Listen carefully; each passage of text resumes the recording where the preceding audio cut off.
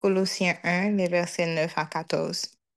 C'est pour cela que nous aussi, depuis le jour où nous en avons été informés, nous ne cessons de prier Dieu pour vous et de demander que vous soyez remplis de la connaissance de sa volonté en toute sagesse et intelligence spirituelle, pour marcher d'une manière digne du Seigneur et lui être entièrement agréable, portant des fruits en toutes sortes de bonnes œuvres et croissant par la connaissance de Dieu, fortifiés à tous égards par sa puissance glorieuse, en sorte que vous soyez toujours et avec joie persévérants et patients.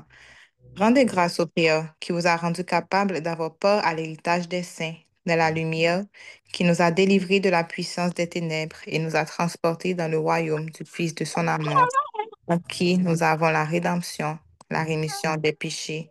Amen, amen, amen. Donc, nous faisons place à notre enseignante d'aujourd'hui. Vraiment, soyez bénis et bonne étude.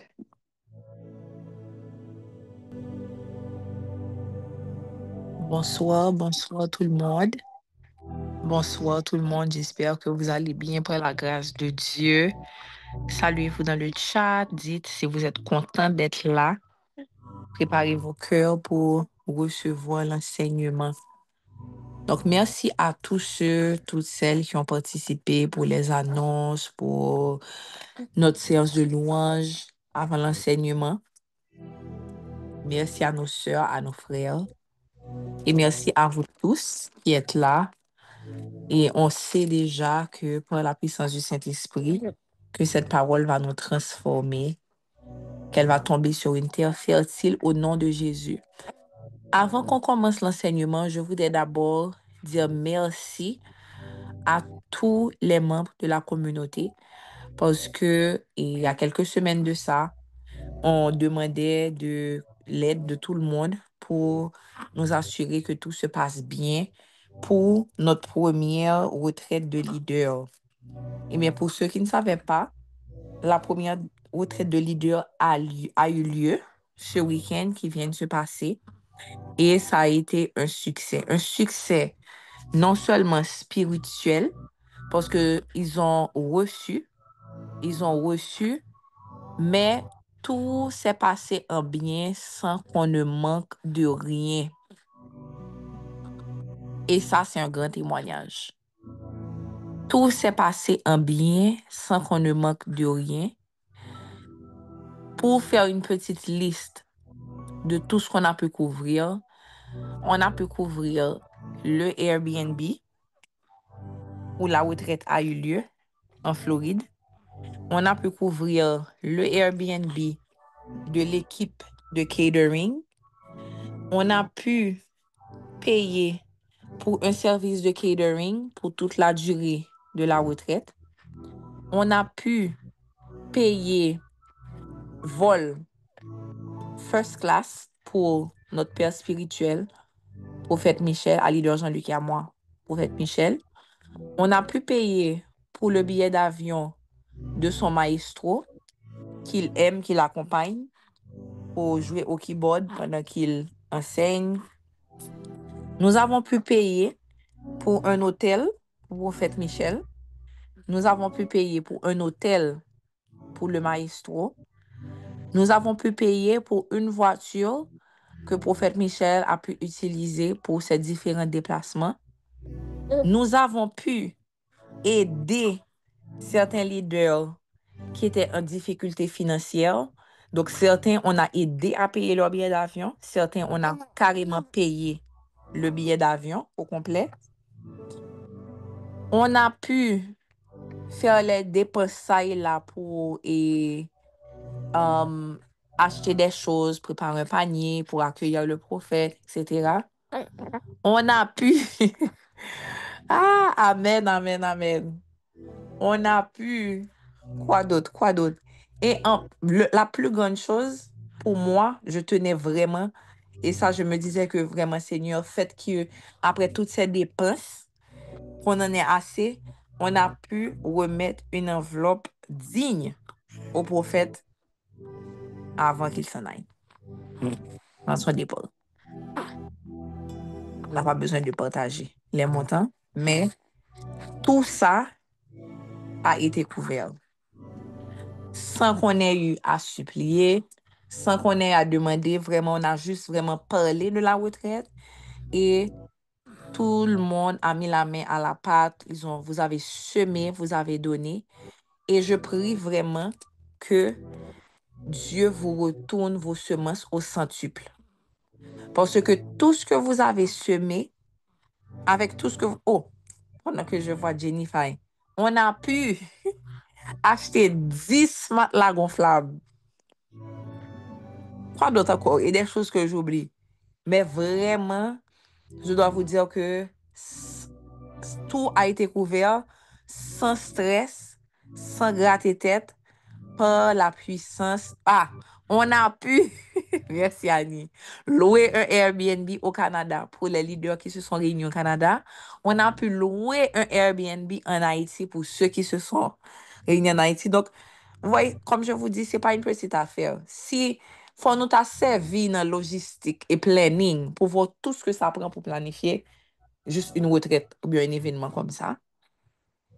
Et vraiment, le fait que tout a été couvert sans problème et que par-dessus tout, on a pu honorer financièrement le prophète qui nous a tellement donné.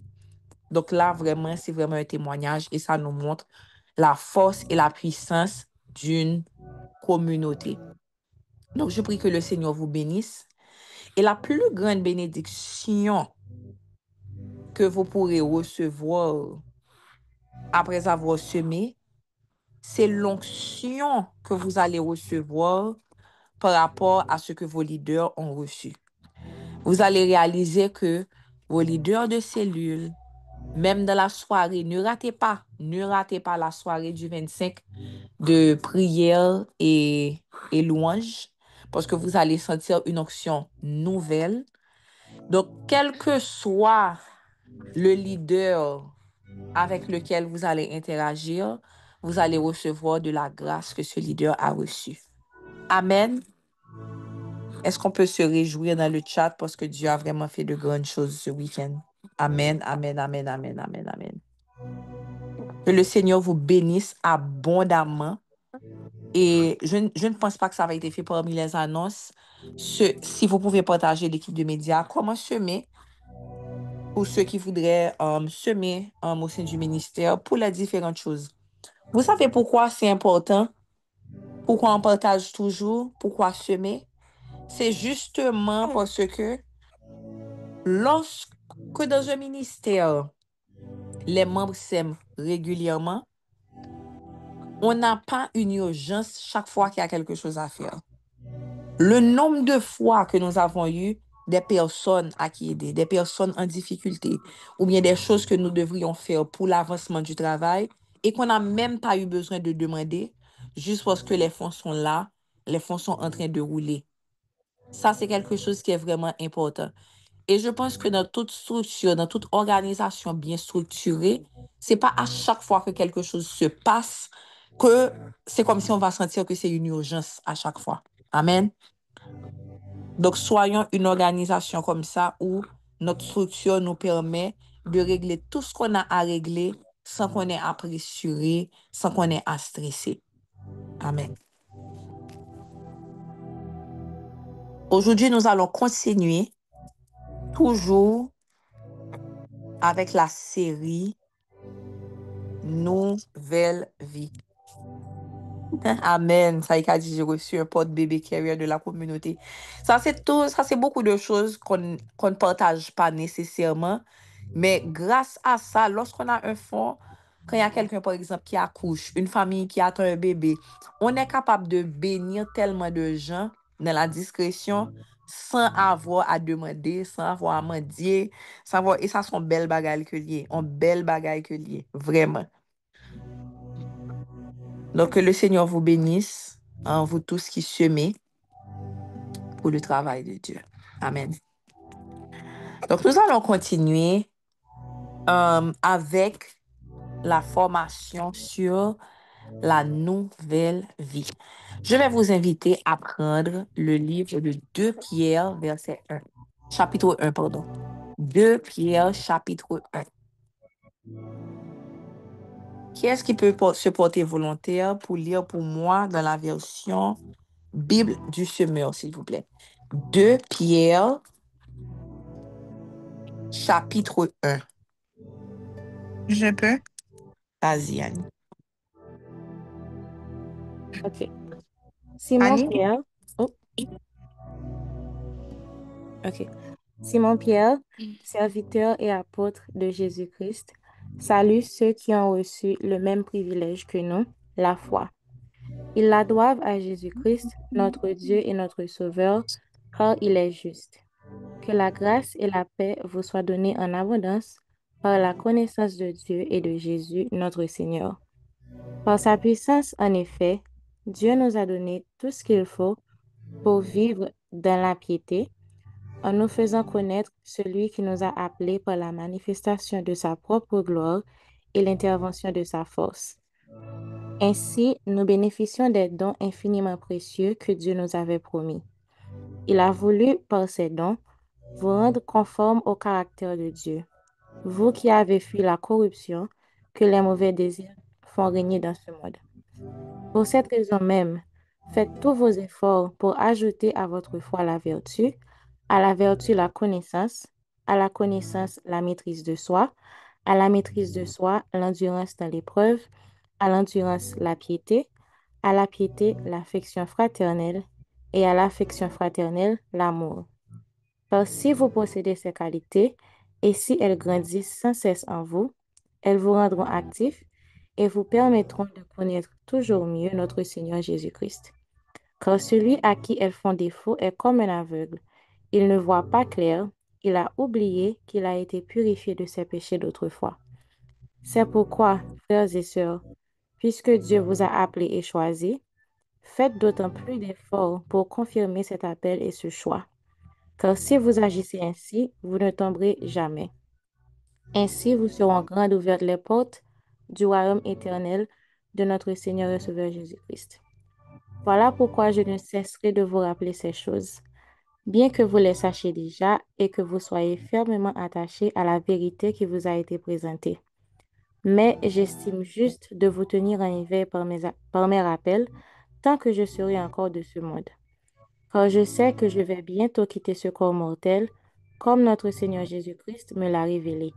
Cependant, je prendrai grand soin que, même après mon départ, vous vous rappeliez toujours ces choses.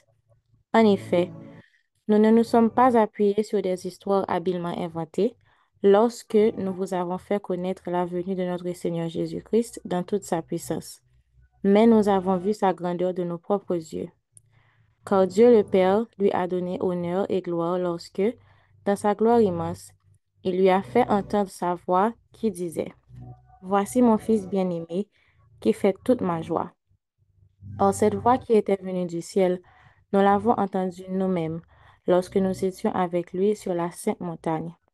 De plus, nous tenons pour d'autant plus certaine la parole des prophètes et vous faites bien de vous y attacher, car elle est comme une lampe qui brille dans un lieu obscur jusqu'à ce que le jour paraisse et que l'étoile du matin se lève pour illuminer votre cœur. Sachez avant tout qu'aucune prophétie de l'Écriture ne peut faire l'objet d'une interprétation personnelle. En effet, ce n'est pas par une volonté humaine qu'une prophétie a jamais été apportée, mais c'est porté par le Saint-Esprit que les hommes ont parlé de la part de Dieu. Amen. Amen. Est-ce qu'on peut prendre pour moi dans la version NIV? Si quelqu'un peut lire dans la version NIV. 2 Pierre, chapitre 1.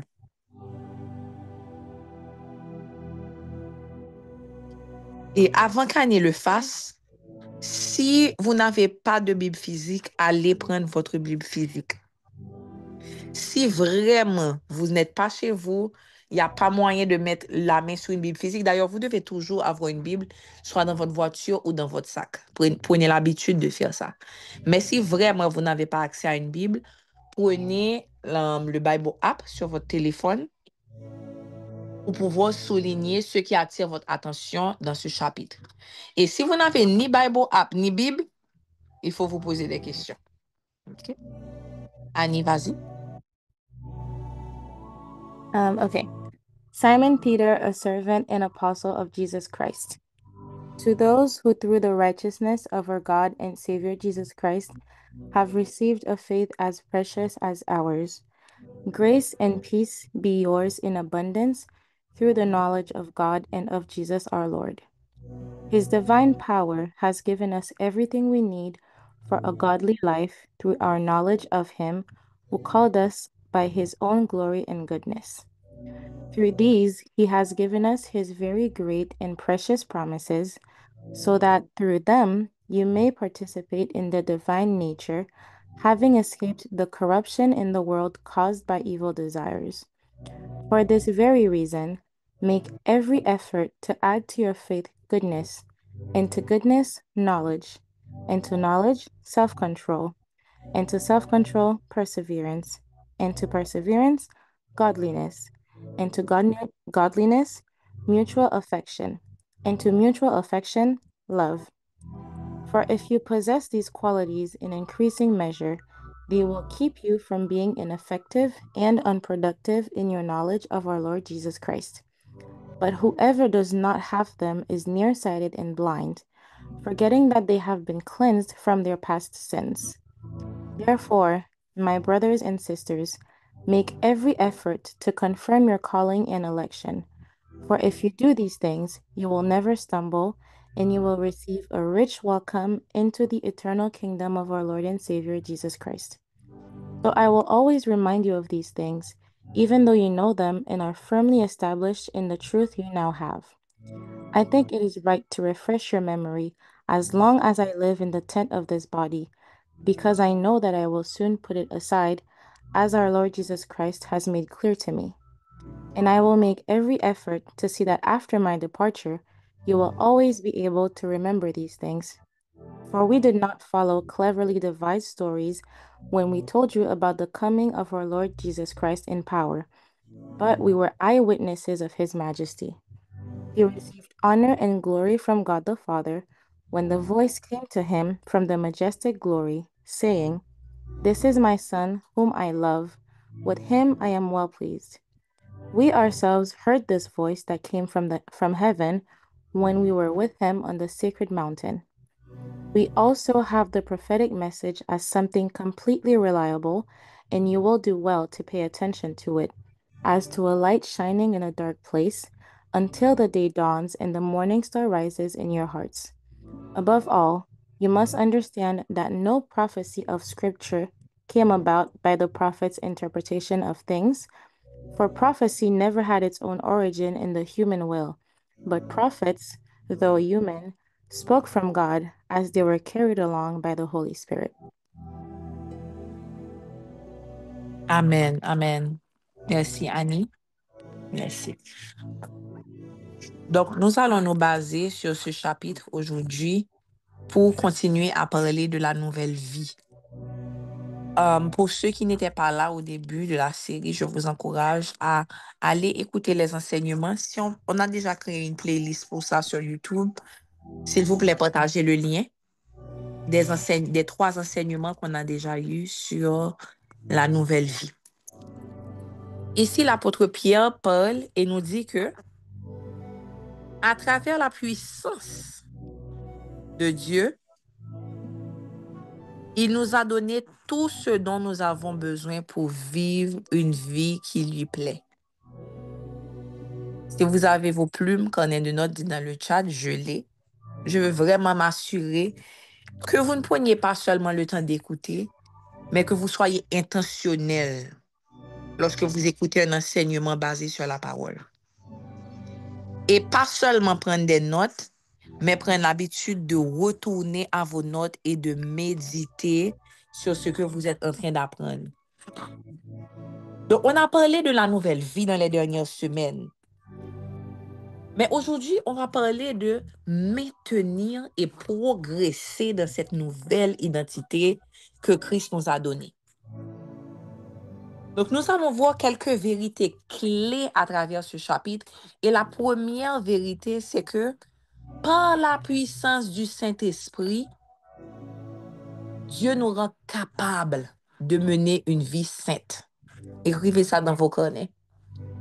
par la puissance du Saint-Esprit, Dieu nous rend capables de mener une vie saine. Tout le monde dit, n'oubliez pas d'enregistrer, mais on est en train d'enregistrer. Vous ne voyez pas le petit signe rouge? On est en train d'enregistrer.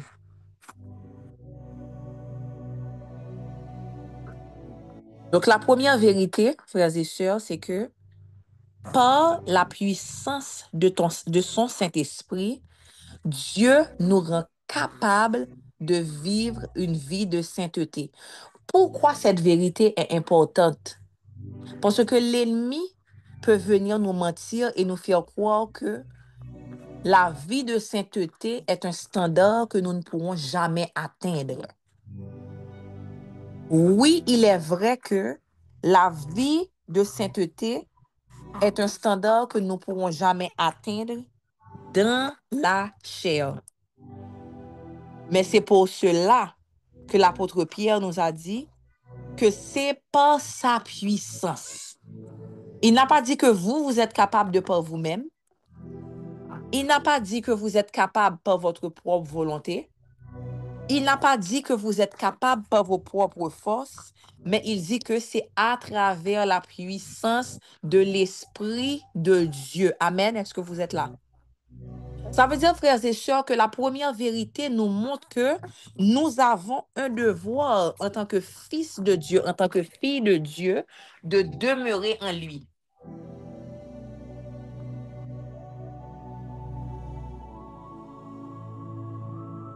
Jean, chapitre 15. Dans le chapitre 15 du livre de Jean, qu'est-ce que Jésus nous dit? Demeurez en moi et je demeurerai en vous. Je demeurerai en vous. Car comme la branche ne peut porter de fruits si elle ne demeure attachée, pas vrai, au tronc, sans moi, vous ne pouvez rien faire. Je suis en train de paraphraser. Donc, Jésus nous montrait que aucun chrétien, aucun humain ne peut porter de fruits de par lui-même. Et si tu te dis, c'est impossible que je vive une vie de sainteté, c'est impossible que je vive une vie qui plaît à Dieu, eh bien, en ceci, tu as dit vrai. Parce que nous-mêmes, dans notre chair, nous-mêmes, par nos propres forces, nous-mêmes, par nos propres pensées, nous sommes incapables de plaire à Dieu. C'est le Saint-Esprit de Dieu lui-même qui vient habiter en nous, qui nous rend capables de plaire à Dieu. Est-ce que vous êtes là? Ça, c'est la première chose que nous devons savoir lorsqu'on parle de notre nouvelle vie. Et l'erreur que nous commettons souvent, c'est que nous pensons que nous pouvons continuer ou finir de la chair un travail qui a commencé par l'esprit. L'apôtre Paul nous le dit dans le livre de Galates. Il dit, ô Galates dépourvus de sens. Ô Galates dépourvus de sens.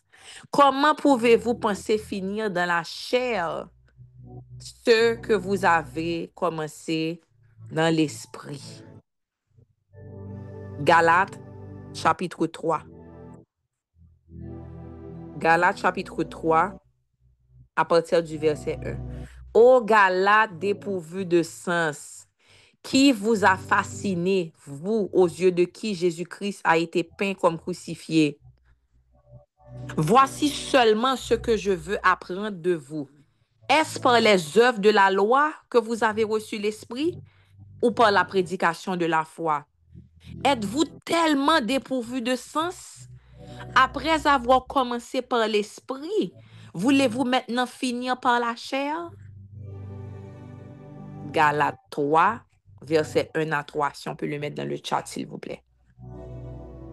Là, Paul était en train de parler aux Galates qui, après avoir été convertis, après avoir reçu la bonne nouvelle, ils avaient des enseignants qui venaient s'infiltrer parmi eux et qui voulaient les faire retourner vers le judaïsme.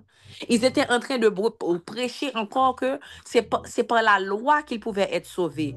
Et là, c'est là que l'apôtre Paul est venu, qu'il a dû intervenir pour dire, mais Galates, lorsque vous avez reçu le Saint-Esprit, est-ce que c'est par les œuvres de la chair que vous l'avez reçu? Non, vous l'avez reçu par la foi. Et il dit, oh Galates dépourvu de sens. Est-ce que maintenant, vous voulez finir par la chair ce qui avait commencé par l'esprit? Eh bien, c'est la même question que vous devez vous poser aujourd'hui. Lorsque vous avez été né de nouveau, vous avez reçu l'Esprit de Dieu qui vous a fait avoir un avant et un après. Pas vrai? On a vu ça dans les premiers enseignements de la série. Quelqu'un qui a réellement reçu l'Esprit de Dieu. Donc, quand on dit qu'il a été né de nouveau par son Esprit, il faut que ta vie ait un avant et un après. Il faut qu'il y ait un changement qui montre, voici ma nature avant Christ et voici ma nature après Christ. Pas vrai? Mais cependant, vous devez faire très attention à ne jamais perdre de vue cette vérité, que ça nous t'est vigné, c'est grâce à Esprit, mon Dieu. C'est pas nous-mêmes qui te font bagaille pour nous mériter. C'est pas nous-mêmes qui te travaillent pour nous te mériter. Alléluia. C'est par la puissance de son Esprit. Donc, tout autant que nous pas demeurer dans le lit, tout autant que nous pas rester collés avec elle, eh bien, vous pouvez retourner à votre ancienne nature. Vous pouvez retourner à votre ancienne nature. Et comme on a vu il y a 2 semaines de ça à travers les paroles de Jésus, lorsqu'il parlait des activités démoniaques, que lorsqu'un esprit mauvais sort d'un homme, il va dans les lieux déserts, il ne trouve pas de repos. Alors, il dit qu'il va retourner dans sa maison. Qui est-ce qui songeait ça? Qui est-ce qui était là? Alors, Jésus nous explique que un esprit mauvais ne peut pas subsister s'il n'est pas dans un corps. C'est pour ça qu'il cherche toujours un corps pour habiter. Mais lorsque vous recevez l'Esprit de Dieu, que vous avez cette délivrance, pas vrai? Il va dans les lieux arides et puis il ne peut pas, il est tourmenté. Donc il dit, je retournerai dans ma maison. Lorsqu'il retourne vers cette maison, pas vrai, cette maison qui est votre corps, et qu'il voit que la maison est balayée, nettoyée, pas vrai, parce que bon Dieu commence à faire travail dans nous, vous commencez le processus de sanctification. Donc, il n'y a pas joindre porte pour l'y rentrer. Il dit, je vais chercher 7 plus forts que moi pour retourner dans ma maison. Donc, lorsqu'on vous dit, frères et sœurs, que le diable est toujours en train de rôder, c'est pas quelque chose qu'on dit juste comme ça. La Bible nous montre qu'il y a violence qui se fait. Ils veulent trouver un endroit où ils peuvent continuer à agir. Donc, c'est à nous de maintenir notre délivrance à travers la sanctification que nous pouvons seulement compléter en restant ancrés en Jésus-Christ. Amen. Écrivez dans le chat persévérer. Nous parlons aujourd'hui de comment maintenir et persévérer cette nouvelle nature. Vous n'avez pas travaillé pour naître de nouveau. Mais fille du roi, fils du roi, vous devez travailler pour maintenir et grandir. Ça demande un effort et ça demande du travail. Attention, ne pas confondre. On n'est pas sauvé par les œuvres. Mais pour maintenir cette vie de sanctification, ça demande un travail. Est-ce que nous là? Donc, l'apôtre Pierre nous dit que à travers sa puissance, nous avons reçu tout ce qu'il nous faut pour vivre une vie sanctifiée, pour vivre une vie qui lui plaît. Maintenant, Annie, s'il te plaît, dans la version Louis II, est-ce que tu peux lire pour moi à partir du chapitre 5? Je te dirai quand arrêter. 2 Pierre 1, à partir du chapitre 5, version Louis II, s'il te plaît. Oui. OK. À cause de cela même, faites tous vos efforts pour joindre à votre foi la vertu à la science, la tempérance, à la tempérance, la patience, la piété, à la piété, l'amour fraternel, à l'amour fraternel, la charité. Car si ces choses sont en vous et y sont avec abondance, elles ne vous laisseront point oisifs ni stériles pour la connaissance de notre Seigneur Jésus-Christ. Amen. Tu peux t'arrêter là. Est-ce que tu peux prendre pour moi maintenant dans la version NIV, s'il te plaît? Ah, Oui, verset 5, pardon. Okay. For this very reason, make every effort to add to your faith goodness, and to goodness knowledge, and to knowledge self-control, and to self-control perseverance, and to perseverance godliness, and to godliness mutual affection, and to mutual affection love. For if you possess these qualities in increasing measure, they will keep you from being ineffective and unproductive in your knowledge of our Lord Jesus Christ. But whoever does not have them is nearsighted and blind, forgetting that they have been cleansed from their past sins. Therefore, my brothers and sisters, make every effort to confirm your calling and election. For if you do these things, you will never stumble, and you will receive a rich welcome into the eternal kingdom of our Lord and Savior Jesus Christ. amen. Thank you, my sister.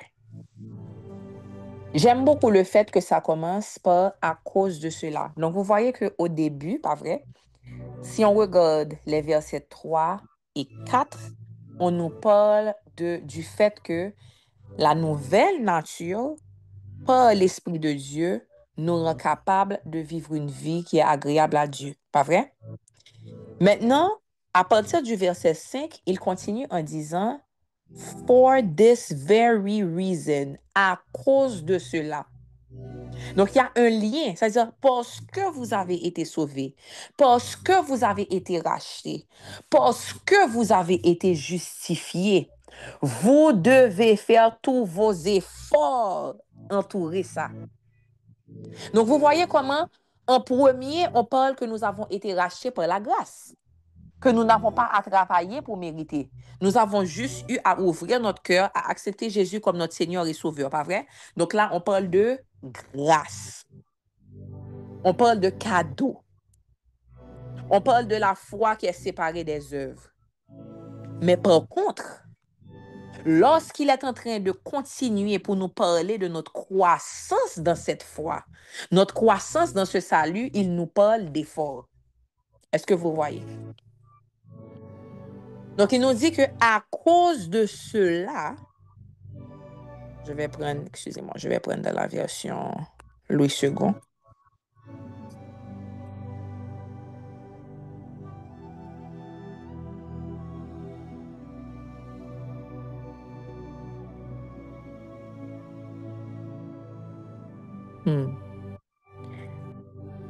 À cause de cela même, faites tous vos efforts. Vous avez entouré le mot effort? Donc là, la Bible ne se contredit pas, mes frères et sœurs. Ce n'est pas une contradiction. Dire que le salut est gratuit, le salut nous est offert gratuitement, mais cependant, la croissance et la maturité demandent un effort. Est-ce que vous êtes là? Dites, je suis là. Ne pas vous perdre nous. Est-ce que nous là? C'est très, très, très important. Donc, le salut est gratuit, mais après, notre croissance et notre maturité, ça veut dire pouvoir pousser des racines, pas vrai? Des racines solides. Il y a un effort que nous devons faire en tant que chrétiens. Allons voir de quels sont ces efforts dont l'apôtre Pierre nous parle là ici. Il nous dit, à cause de cela même, faites tous vos efforts pour joindre à votre foi la vertu. À la vertu, la science. À la science, la tempérance. À la tempérance, la patience. À la patience, la piété. À la piété, l'amour fraternel. À l'amour fraternel, la charité. Allons s'arrêter un petit peu là. Donc, ça commence par la foi, pas vrai? Quand dans le livre d'Hébreux, la parole de Dieu nous dit que sans la foi, il nous est impossible de plaire à Dieu. Ça veut dire que fondation même de vie chrétienne, nous, faut qu'il est fondé sous la foi. Faut que nous croyons que bon Dieu existait. Il faut que celui qui s'approche de Dieu croit que Dieu existe et qu'il est le rémunérateur de ceux qui le cherchent. La foi est la base. Mais il nous dit, ajoutez à votre foi la vertu. Annie, cherche pour moi, s'il te plaît, la définition de la vertu. Vous aussi, de votre côté, faites ce petit exercice. Cherchez, qu'est-ce que ça veut dire la vertu?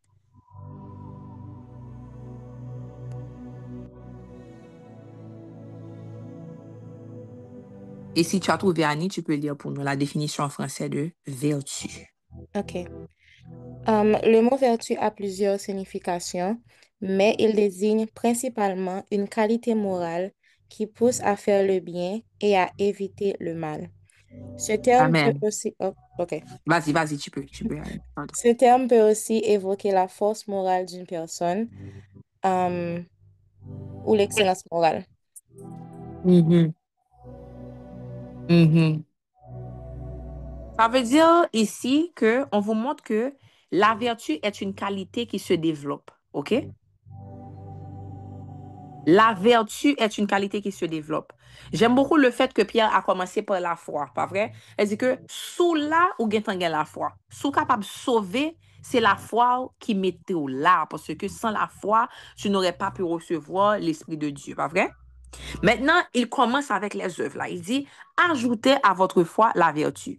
Et j'aime beaucoup que dans la définition de la vertu, on voit que c'est la capacité de quelqu'un à s'efforcer à faire le bien. Dans ce que j'ai vu, la capacité à choisir ce qui est bien et à éviter le mal. Vous voyez, ça demande un effort. Parce que dans ta chair, tu n'auras pas toujours envie de choisir ce qui est bien. Et tu te trouveras souvent dans des situations où tu seras en face de A et B. A, ce que la chair te demande de faire. B, ce que l'Esprit de Dieu te pousse à faire. Et il faudra que tu fasses un choix. Et ça, guys, la foi ne pourra pas compléter le travail pour vous. La foi seule ne pourra pas vous pousser à faire ce choix. Combien de personnes croient que Dieu existe, mais choisissent une voie qui est contraire? Combien de personnes sont nées de nouveau, croient que l'Esprit qui a ressuscité Jésus d'entre les morts habite en eux, mais commettent toujours des iniquités, choisissent toujours l'option immorale. Ça nous montre quoi? Et ça, c'est pas quelque chose qui doit vous amener à pointer du doigt. Attention, parce que dans voyer douette, ou qu'a tellement voyer douette qu'on oublie veiller sous corps. Que chacun regarde à lui-même pour que dans sa vie, il n'y ait pas d'occasion de chute. Ce message est une invitation à chacun, à chacune de regarder la poutre qui est dans son œil. La vertu est une qualité qui se cultive. Vous devez travailler pour ça.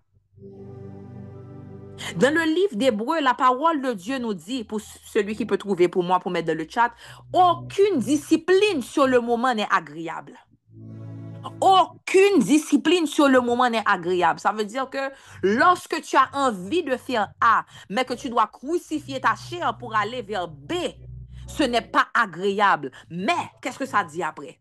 Mais, elle produit. Elle, par la suite, elle a pour fruit chez ceux qui ont ainsi été formés une vie juste vécue dans la paix. Bamlina NIV, j'aime beaucoup. Je vois une version qui dit For those who have been trained by it. Je relis encore. Certes, sur le moment, une correction ne semble pas être un sujet de joie, mais plutôt une cause de tristesse. Sur le moment. Entourée sur le moment. Mais par la suite, elle a pour fruit chez ceux qui ont été ainsi formés. Ça veut dire quoi, formés? Ça veut dire que tu as été travaillé pour ça. Ça n'a pas été agréable, mais tu t'es soumis à une certaine discipline qui a apporté un changement dans ta vie. Pour ceux qui ont été ainsi formés, une vie juste vécue dans la paix. Or, je lis le verset que Sœur Bibiana a partagé. Or, aucune discipline pour le présent ne semble être un sujet de joie, mais de tristesse. Mais plus tard, elle rend le fruit paisible de la justice à ceux qui sont exercés par elle. Amen. Je lis dans le NIV. No discipline seems pleasant at the time, but painful. Later on, however, it produces a harvest of righteousness and peace for those who have been trained by it. This is the word of the Lord. Parole du Seigneur. La vertu n'est pas quelque chose que la foi seule va vous donner. Vous devez la travailler. Et la vertu, comment on pratique la vertu? C'est en s'exerçant jour après jour après jour à choisir le bien, même lorsque nous avons le libre arbitre pour choisir le mal. Ça peut être choisir l'intégrité lorsque vous avez la capacité de donner un mensonge. Ça peut être choisir de rester fidèle lorsque vous avez la capacité de voler, de tricher, quoi que ce soit. C'est choisir de rester loyal lorsqu'il y a d'autres opportunités plus alléchantes qui s'offrent à vous. Être fidèle à ce que tu as dit que tu ferais. Ça peut être choisir d'obéir à Dieu dans un monde qui t'offre des distractions. Il y a tellement d'exemples qu'on pourrait donner.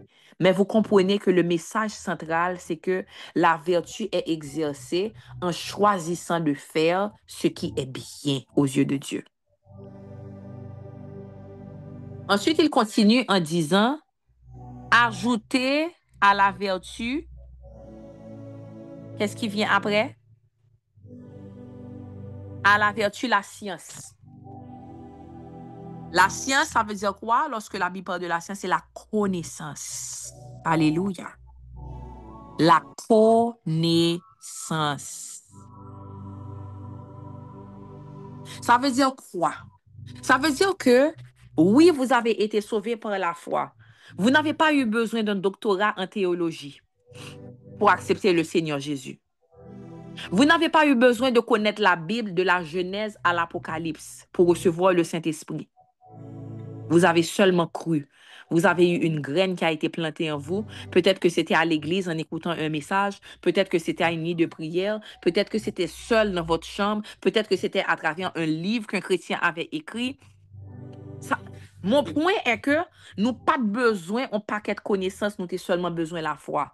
Mais cependant, il vous dit d'ajouter à votre foi non seulement la vertu, mais il va dans la connaissance. En tant que chrétien, vous avez une responsabilité de grandir dans la connaissance de Dieu. Et vous grandissez dans la connaissance de Dieu en vous soumettant à l'étude de sa parole. You cannot be a Christian and not love scripture. Et c'est là que la vertu va vous aider, parce que vous n'aurez pas tout le temps envie de lire votre Bible. Mais n'oubliez pas, on a dit que la vertu est notre capacité de nous efforcer à choisir le bien et à éviter le mal. Souvent, dans un monde de distraction, le Saint-Esprit va vous amener, va vous tirer vers la parole de Dieu. Vous ne pouvez pas être un chrétien qui ne lit pas sa Bible. Vous ne pouvez pas être un chrétien qui n'apprend pas à aimer, à tomber en amour avec la parole. Vous devez connaître la parole de Dieu parce que la parole de Dieu est la fondation de notre foi. Vous devez vous exercer à avoir la connaissance, non seulement à travers la lecture de la parole, mais chercher à comprendre. Si vous devez pousser encore plus en allant vers des articles, des documents, des formations apologètes, quel que soit ce que vous devez faire, mais vous devez être un chrétien qui s'efforce à avoir la connaissance. Vous ne pouvez pas dire, je vais seulement avoir mon temps de lecture personnelle seulement, mais vous devez venir, c'est pour ça que vous devez venir et vous soumettre à une série d'enseignements. Parce que les enseignements vont vous aider à approfondir et à décortiquer encore plus les Écritures, à méditer sur ce que Dieu a dit. Et à travers votre discipline dans ce domaine-là, Dieu va vous donner encore plus de connaissances. Amen.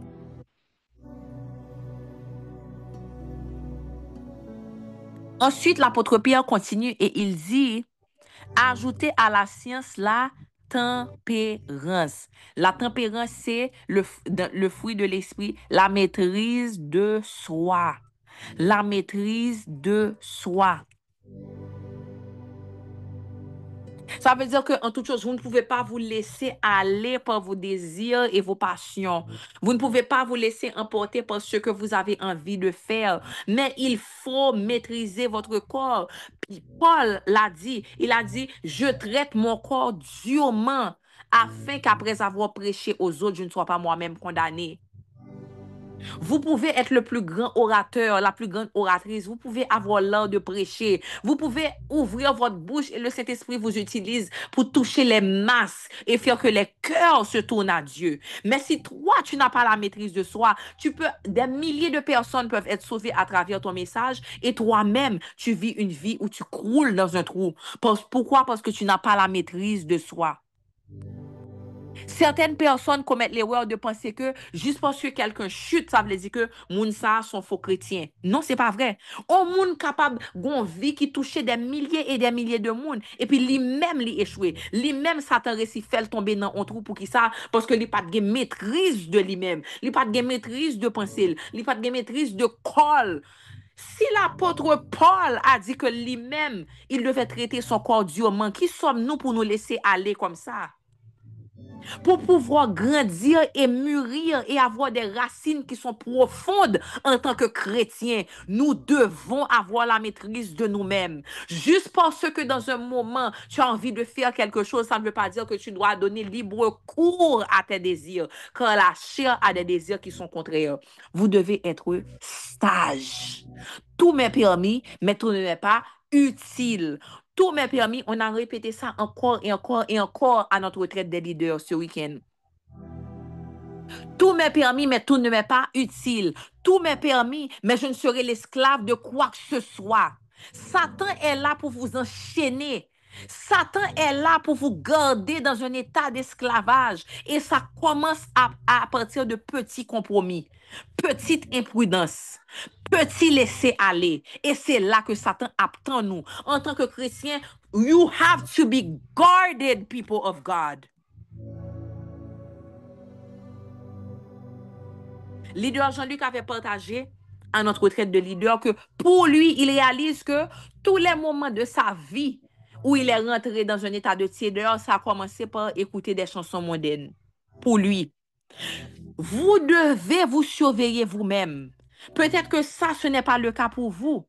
Mais vous devez regarder, lorsque j'ai tendance à rentrer dans une vie de tiédeur, lorsque j'ai tendance à rentrer dans le péché, qui ça qui porte ça, qui ça qui toujours porte ça, qui ouvrit dans la vie, qui fait que me tomber dans le péché, qui fait que me tomber dans la tiédeur, qui fait que me pas gain intérêt pour bagaille bon Dieu encore. Est-ce que c'est film que me compte garder? Est-ce que c'est la luxure? Est-ce que c'est qui ça lié? Qui imprudence que lié? Et à partir du moment que vous identifiez porte ça, que vous identifiez imprudence ça, frères et sœurs, vous devez avoir la maîtrise de vous-même. Vous devez barricader, vous devez créer un environnement qui n'est pas pour vous une occasion de chute. Alléluia. Vous ne pouvez pas être imprudent et vouloir grandir. Vous devez maintenir, protéger, préserver la nouvelle vie que vous avez en Christ. Vous ne pouvez pas vivre comme n'importe qui. Alléluia. Ensuite, il dit, ajoutez à la tempérance la patience. Vous devez être patient. Parce que le manque de patience, frères et sœurs, nous fait tomber dans beaucoup de péchés. Et nous fait aussi tomber dans des choses qui ne sont pas nécessairement mauvaises, mais qui ne sont pas le meilleur que Dieu avait pour nous, juste parce que nous avons été impatients. L'impatience peut nous faire choisir quelque chose qui est moins bien que ce que Dieu avait pour nous. Donc, pour pouvoir mûrir, nous devons être patients. Parce que Dieu n'est pas un Dieu qui est là comme une baguette magique pour exaucer tous nos désirs. Il y a de séries de bagages, même le bon Dieu fort promesse là, eh bien, nous pour nous passer par une série d'épreuves, par une série d'attentes. Et ces moments-là vont vous faire douter. Ces moments-là vont vouloir vous faire vous décourager. Mais il faut cultiver la patience et savoir que juste parce que Dieu me demande d'attendre ne veut pas dire qu'il m'a oublié. Juste parce que Dieu me demande d'attendre ne veut pas dire qu'il n'est plus fidèle. Alléluia. Juste parce que Dieu me demande d'attendre ne veut pas dire qu'il n'accomplira pas les promesses qu'il m'a faites.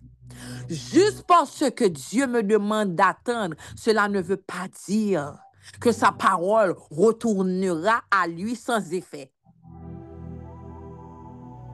Alléluia. Les périodes d'attente nous aident à avoir des racines encore plus solides. Comment vous êtes dans cette attente? Comment vous vous réjouissez en lui? Comment vous trouvez votre plaisir en lui à travers les moments d'attente? Est-ce que dans les moments d'attente, juste parce que les choses ne se passent pas comme vous voudriez, est-ce que vous tournez le dos à votre communauté? Ou bien est-ce que même dans ces moments, lorsque votre âme a envie d'être découragée, c'est là que nous la pire. C'est là que vous venez pour avoir les enseignements, pour être transformé par le renouvellement de votre intelligence. Est-ce que dans ce moment-là, c'est là ça que nous lever mains nous en l'air pour nous chanter, pour nous témoigner, alléluia, de ça, bon Dieu t'est fait pour nous déjà? Est-ce qu'à ce moment-là, vous vous tournez encore plus vers la parole pour que la parole puisse façonner votre façon de voir, puisse redresser votre façon de voir? Amen. Qu'est-ce que tu fais dans ce moment-là? Si l'apôtre Pierre a pu parler de ça aujourd'hui, dans ce verset, d'ajouter à la science la patience, c'est parce qu'il sait que oui, la connaissance va nous montrer ce que Dieu peut faire. Mais c'est la patience qui va s'assurer que nous puissions rester fermes en attendant la manifestation de ses promesses. Amen.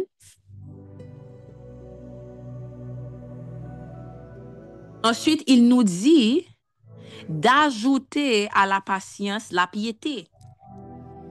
Comment est ta vie de prière, mon frère? Comment est ta vie de prière, ma soeur? Un chrétien qui ne prie pas est un chrétien sans défense. Un chrétien qui ne prie pas est comme une ville qui n'a pas de barrière. Tu ne peux pas négliger ta vie de prière. Nous ne devons pas négliger notre vie de prière, mes frères et sœurs. La parole de Dieu nous dit de prier sans cesse. Cultive une vie de conversation avec ton Père céleste. Cultive une vie de conversation. Cultive une vie où tu lui parles. Et cultive aussi une vie où tu transformes ce que tu demandes pour que ça soit en ligne avec ce que sa parole dit. Tu ne peux pas négliger ta vie de prière en tant que chrétien. Et il nous dit d'ajouter à la piété l'amour fraternel. Nous devons nous aimer les uns les autres. La communauté, l'Église, le corps du Christ, c'est l'outil que Dieu nous a donné pour nous travailler le plus. Parce que vous serez testés par les hommes. Les leaders, ceux qui sont leaders sur l'appel, vous serez testés par les gens que Dieu a mis sous vos responsabilités. Par leur entêtement, par leur rébellion, par leur désobéissance. Il y a deux bagages, on pas obligé de répéter 10 fois. Il a fait être dû quand même. Le corps de Christ, les humains, nous-mêmes les humains, avec nos défauts, avec nos rébellions, Dieu nous a demandé de rester collés les uns avec les autres parce qu'il connaît que c'est nous-mêmes qui avons façonné une l'autre. Parce que ça demande beaucoup de patience. Et ça demande beaucoup d'amour aussi. C'est pas pour rien que Pierre avait été vers Jésus pour demander si ton frère pêche contre toi, combien de fois qu'il faut pardonner. Et nous tous connaissons là que Pierre était un tempérament assez particulier. Elle dit que nous mettre sûr que l'elle était proche de Jésus pour le demander ça, c'est pas pour rien. Elle dit que quelque chose venait de se passer. C'est combien de fois je dois pardonner? Combien de fois, mes amis, combien de fois pour me parler à moun ça? Combien de fois, Jésus? Mais lui, Anne-Sophie dit, moi, responsable tel moun. Tout parler, me parler avec, c'est là, li là, dans péché. Il pas vle tande. Mais il nous a donné le corps du Christ pour nous transformer. Pour qu'on ne prenne pas les choses personnellement, pour qu'on puisse cultiver un cœur de pardon et pour qu'on soit toujours prêt à être utilisé par lui sans garder l'offense. Et c'est pas facile. Donc, toute cette partie-là, toute cette section de l'enseignement de l'apôtre Pierre, ça demande du travail. C'est pas quelque chose que la foi seulement va vous donner. It's something that you guys have to work and work for. Et en dernier lieu, il a dit d'ajouter à l'amour fraternel la charité. Et nous pouvons dire qu'il y a aussi l'amour, le partage. Donc, vous ne pouvez pas me dire que vous pensez que vous pourrez être un chrétien mature lorsque vous marchez seul. Parce que c'est facile de dire que je ne garde pas d'offense, oui, j'ai de l'amour, etc. quand vous êtes décollé des autres. Si personne ne t'énerve, comment tu pourras pratiquer ta patience? Si tu es toujours isolé, comment tu pourras vraiment voir si tu aimes? Leader Jean-Luc nous avait donné un très gros challenge là, pendant le week-end en disant que si tu t'isoles, si vous dites, OK, moi pardonnez moun ça, même pas vle nan vim. Qui ça va faire qu'on est que ou vraiment pardonner? Ça ne veut pas dire que tu vas chercher vraiment à te frotter donc avec la personne. Mais si tu as réellement pardonné, tu ne devrais pas avoir un problème à ce que cette personne vienne près de toi. Parce que si tu t'isoles, c'est comme si tu n'es pas vraiment exposé au trigger, comme on appelle ça, pas vrai? Mais si tu as réellement pardonné, cette personne devrait pouvoir être près de toi, cette personne devrait pouvoir être dans ton environnement et toi, tu devrais toujours pouvoir avoir cette maîtrise de toi. Le ça, on connaît que tu es vraiment pardonné.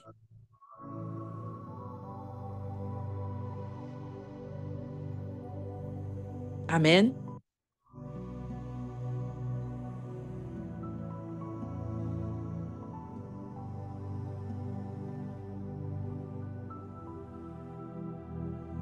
Ensuite, après avoir dit tout ça, il dit dans le verset 8, car si ces choses sont en vous et y sont avec abondance, elles ne vous laisseront point oisifs ni stériles pour la connaissance de notre Seigneur Jésus-Christ.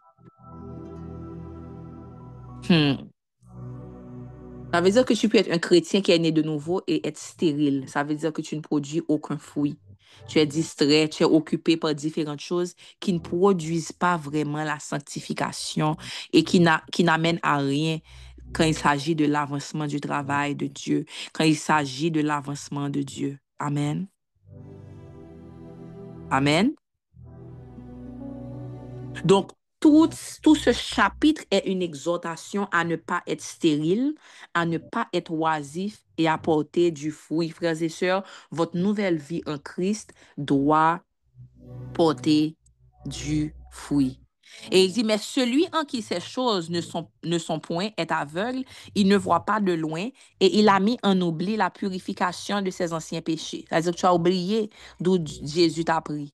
C'est pourquoi, frère, appliquez-vous d'autant plus à affermir votre vocation et votre élection. Soulignez ça. Dans la version NIV, ça dit, make every effort to confirm your calling. Ça, c'est Papa Walpisi, non? Ça veut dire que c'est ces choses-là, c'est ce fruit-là qui doit être évident et qui va prouver que Dieu vous a réellement appelé. Wow! Donc, ça veut dire qu'en d'autres mots, si vous ne vous efforcez pas à cultiver ces choses-là, l'apôtre Pierre est quasiment en train de nous dire que tu es en train de rejeter l'appel que Dieu a fait sur ta vie. Tu rejettes toi-même l'appel que Dieu a fait. Parce que c'est en cultivant ces choses-là en abondance qu'il te dit que vous allez confirmer votre élection. Donc, lorsque vous ne pratiquez pas ces choses-là, lorsque vous ne développez pas de racines solides, lorsque vous devenez stérile, ce n'est pas que Dieu ne vous avait pas appelé. Est-ce que Dieu vous avait appelé? Oui. Est-ce qu'il vous a sauvé? Oui. Est-ce qu'il vous a justifié? Oui. Mais toi, tu rejettes l'appel. Tu rejettes l'appel. Écrivez dans le chat ce soir, je ne rejetterai pas mon appel. Je ne rejetterai pas mon appel.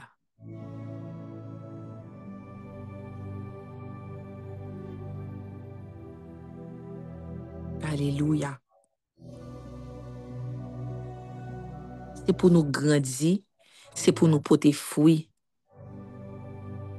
Dans le nom de Jésus. Et l'apôtre Pierre va plus loin en disant que même si nous comptons bagaille ça yo déjà, il est bon pour moi de vous les rappeler encore et encore et encore. Ne soyez jamais trop fiers pour penser que nous comptons trop déjà. J'aime beaucoup qu'il ait ajouté ça. Même si vous connaissez déjà ces vérités, il est bon pour moi de vous les répéter encore et encore et encore. Nous pas jamais graduer de l'école, bon Dieu. Seul le n'a mouri. Et qu'il vous dira, well done, my good and faithful servant. Ça veut dire que il y a certaines choses que lorsque vous venez à certains enseignements, vous allez avoir l'impression que vous les connaissez déjà, que vous les maîtrisez déjà. Et ça ne veut pas dire que vous ne les connaissez pas donc, mais la parole de Dieu est vivante et active. N'oubliez pas ça. Ça veut dire que où tu mettant des paroles, bon Dieu, au même verset 10 fois, il y a toujours quelque chose que ça peut venir guérir, arranger, redresser en toi. La parole de Dieu n'est pas stérile, elle est active, elle est puissante et elle continue à faire son travail si vous la recevez avec foi. Donc, frères et sœurs, le message pour vous aujourd'hui, c'est de ne pas être stérile. C'est que même bon Dieu ça qui t'a sauvé nous, même bon Dieu ça qui relève nous, qui bat nous Saint-Esprit, hein, eh bien, il vous appelle à continuer à grandir tout autant que vous êtes dans ce corps charnel, à continuer à grandir à travers les œuvres. C'est-à-dire en continuant à développer chez vous ces qualités d'un chrétien, la vertu, la patience, la maîtrise de soi et toutes ces choses dont il nous parle ici. Car c'est ce qui, aux yeux des autres qui nous regardent, va confirmer votre élection, que Dieu a vraiment fait choix de vous et que vous êtes en train de réellement faire son travail. Amen. Je vais prier pour vous. Seigneur, merci pour cette parole que tu nous as donnée aujourd'hui. Merci pour la conviction qu'elle a amenée dans nos cœurs. Merci Seigneur parce que ta parole est venue aujourd'hui pour confronter tout ce qu'il y a en nous qui n'est pas de toi. Cette parole est venue pour nous redresser. Cette parole est venue pour nous corriger, pour nous justifier, Papa. Et pendant parole ça, apprend racine dans nous, Seigneur. Donne-nous la persévérance pour continuer à cultiver ces qualités. Que nous ne soyons pas des chrétiens qui rejettent l'appel que tu as fait sur nos vies, Seigneur, mais que nous continuions jour après jour à être transformés en ton image, en nous soumettant à ta parole. Dans ton nom précieux, Seigneur Jésus, je te prie. Amen, amen, amen. Amen, amen, amen. Que nous finissions l'année avec force à travers les enseignements, à travers la louange, à travers la vie de prière. Prenez un temps avant de partir pour honorer vos leaders, que ce soit vos leaders de cellules, leaders de l'équipe de louange. Honorez vos leaders dans le chat. Dites-leur à quel point vous les honorez, à quel point vous êtes content de les avoir pour vous redresser, pour vous corriger. Remerciez vos leaders, honorez-les, honorez-les, honorez-les. Alléluia. Merci Seigneur, merci Seigneur, merci Seigneur. Merci Seigneur. Honorons-nous les uns les autres. N'oubliez pas que demain, nous avons la prière du matin. Nous avons la prière du matin. Donc, comme nous avons déjà partagé, leader Jean-Luc et moi, nous sommes dans une saison où c'est pas évident pour nous du tout d'être sur l'appel de la prière du matin, parce que nous avons un bébé, donc vous savez déjà. Mais, cependant, vous ne négligez pas la prière du matin. Soyez présents. Faites le sacrifice de vous réveiller plus tôt pour pouvoir participer et pour que ça mette le ton pour votre journée. C'est très important la manière dont vous commencez votre journée. Donc, ne négligez pas. Est-ce qu'on va prendre la résolution? Est-ce qu'on va vraiment avoir ce challenge-là d'avoir beaucoup plus de personnes sur la prière du matin pour le reste de l'année? Let's finish the year strong with prayer. Amen. Si on peut partager une dernière fois le poster sur comment semer. Souvent, les gens nous demandent comment semer. Donc, si vous pouvez juste sauvegarder, faire un screenshot ou bien sauvegarder la photo, comme ça, vous l'aurez toujours sur votre téléphone et vous aurez déjà les informations. OK? Donc, soyez bénis tout le monde, que le Seigneur vous garde, que le Seigneur vous protège. Partagez le poster sur comment semer pour que certains puissent sauvegarder, s'il vous plaît.